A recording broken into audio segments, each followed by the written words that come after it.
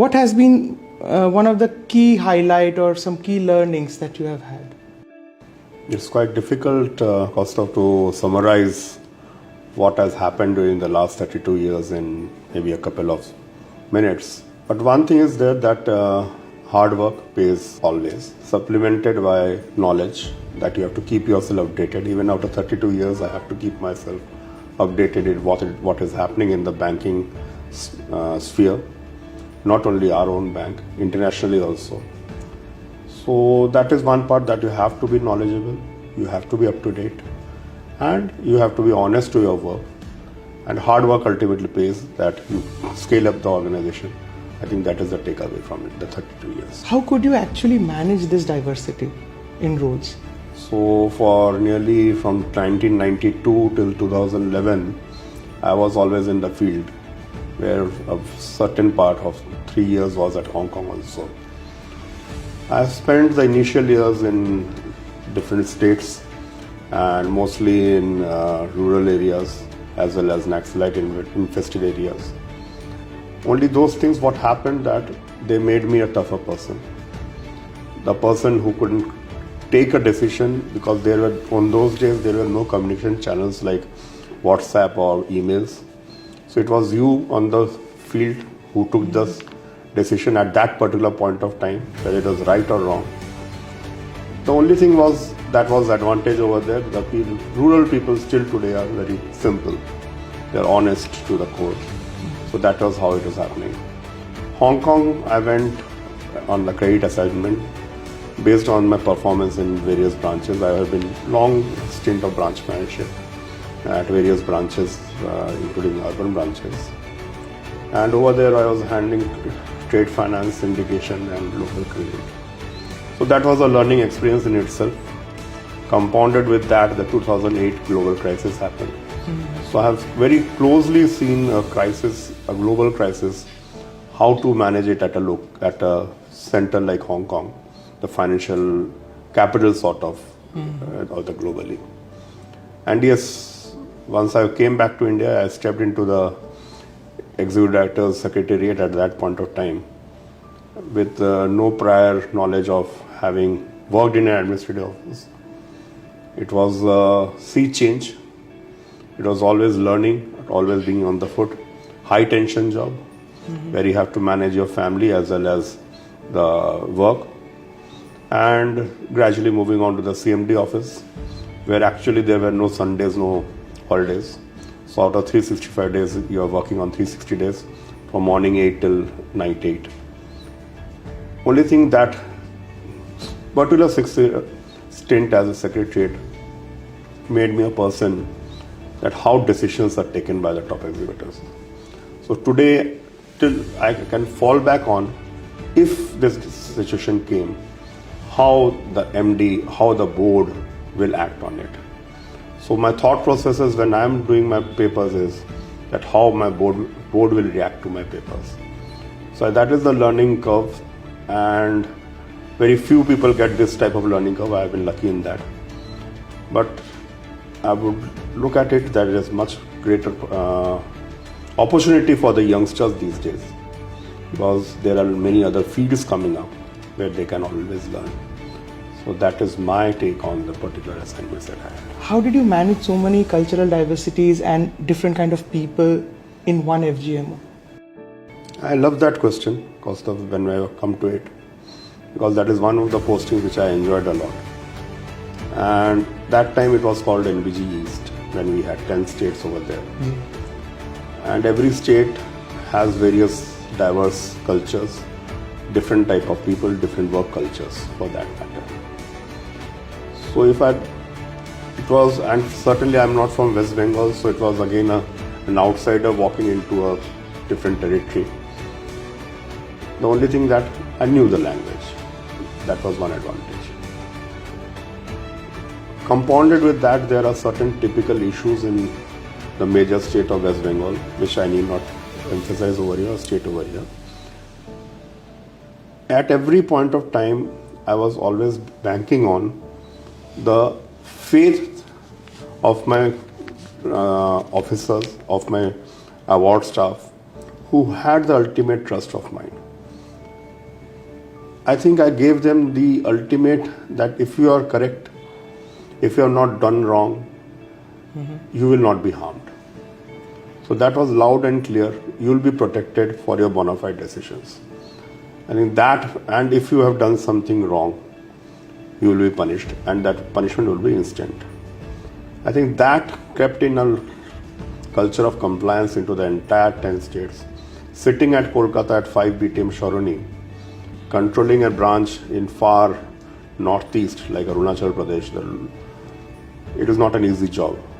Right. But the feedback always came from the people who had trust in you, that if I tell my general manager over there, he will positively take an action on that. There are many number of things that happened over there, and this is a very small spectrum where I should not be talking about it. But what I used to love it, because my doors were always open for any officer who would walk in. And I have seen young girls coming in, very personal issues they would tell me, as if I'm the father figure, with the expectation that it will be solved. Their family issues will be solved. I did to the best of my knowledge. And I'm proud to having left up to 2020, still boys and girls from that area, they have still love to be in my contact. They still send me a birthday gift on my birthday. So I think I have gained a lot from FGM. Kolkata as present and the NDG is still last. So again over there, be true to what you say. For the upcoming leaders, if it is there, what you say you should execute it. Do not, what you cannot execute, say it on the face. You know this is not possible. Punish the guilty, that has to be instantly, and reward the people who are working for you. That is the sense of accountability along with a compliance culture that I have worked with and still work with. What are the nuances of working in these kind of regulated departments? Actually, Kaustav, if you look, when I moved from East, I came in as Chief Compliance Officer of the bank. Ji.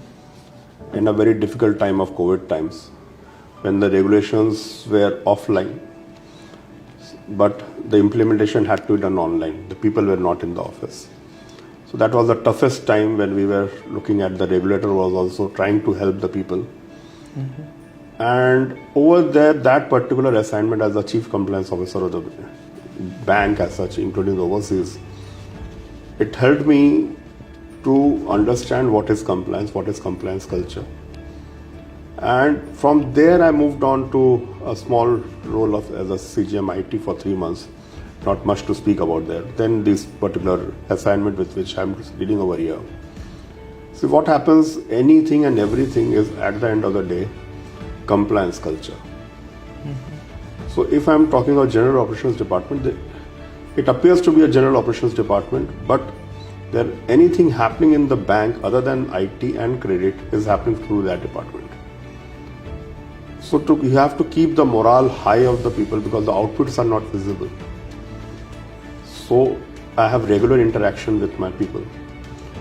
Even a scale 1 officer is always welcome to walk into my chamber because I need to discuss, I need to understand what are the issues in the bank and in that department. PPR is one department where we are making lot of changes in the policies, in the processes, in the systems. FRMD, it is a fraud reporting. But the major changes are happening from the GOD department and the PPR department. And every small change makes a big impact. Right.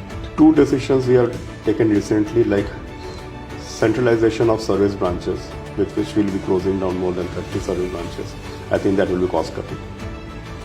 We will be centralizing stationery cells. There will be no stationery cells in the bank. It will be like an Amazon-like product, so we will be saving on the manpower.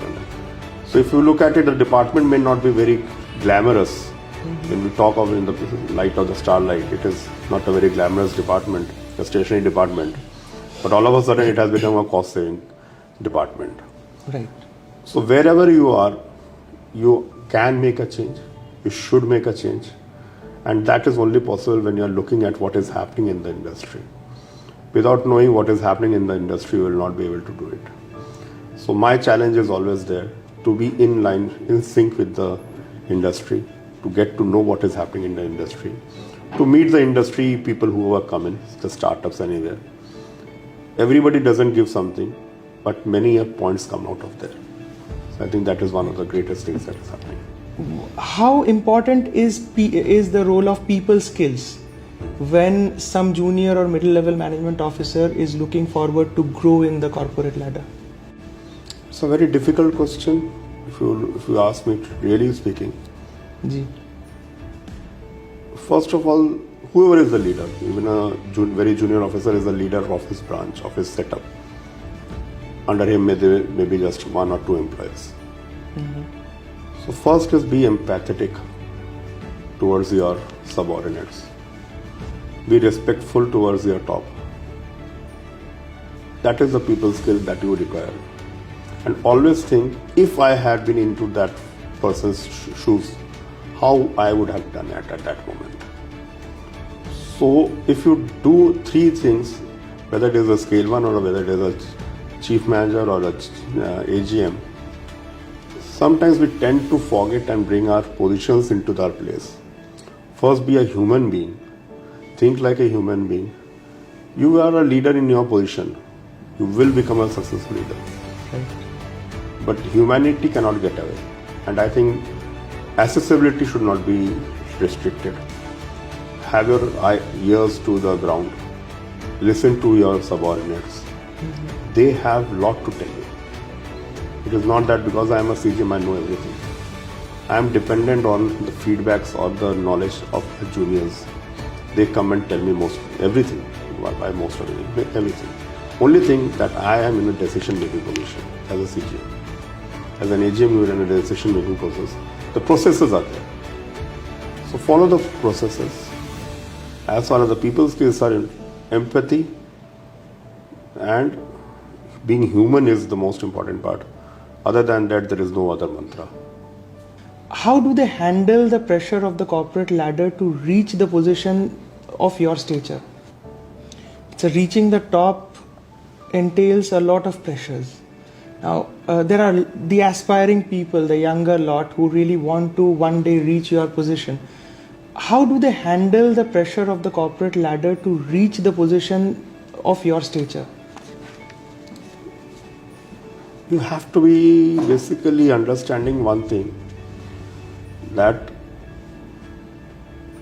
family and work, it is very cliched that work-life balance and all those things.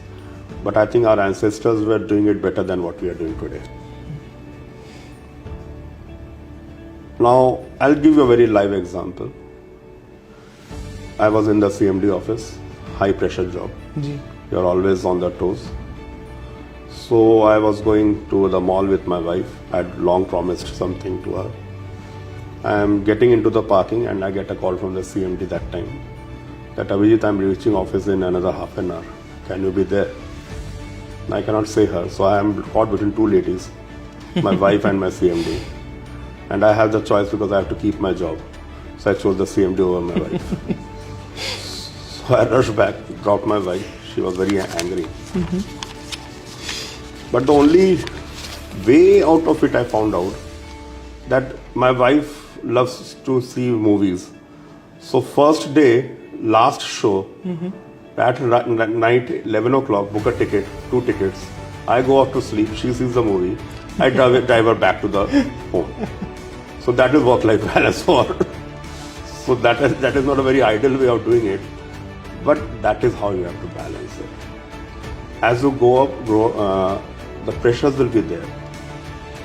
You have to manage it. You have to be honest to yourself. Do not succumb to short-term gains. If I do this today, I will become this. Yes, you may become this, but that will always haunt you. Do not try to step on the shoulders of somebody else for your own wins. You have your path. You will have it at the right time. Be honest to your work. Be knowledgeable. That is the only mantra that I have for them.